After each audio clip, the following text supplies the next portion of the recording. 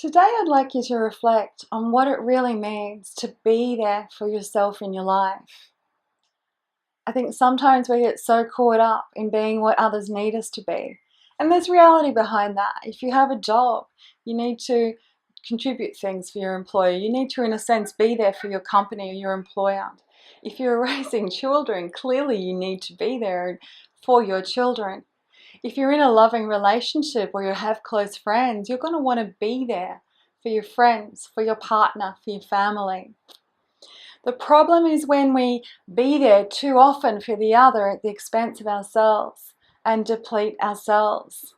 So there's a knack to learning how to be present for yourself even while you are there for another. And partly that's about maintaining your awareness of your own experience. Simple as your breath, being connected with your breath. This is the life force that lights you. Being aware of your body and the feelings and sensations in your body. Being aware of your emotions, being aware of your own needs.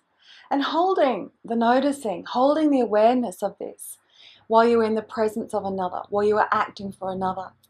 So that in this way we don't get the self submerged and the other ruling the roost. We get a mutuality. And the other gets more of your presence. Not just your hands and your actions, but more of your full presence.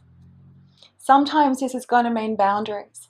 Sometimes this is going to mean saying yes when you mean yes, or no when you mean no, or I'm not sure, I'm going to need to think about that.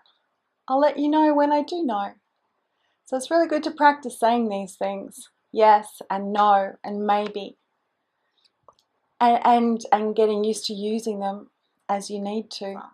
Today this is just a checking in on some small ways that you can be there for you in your everyday whilst being in connection, communication, interaction, and even in service of another.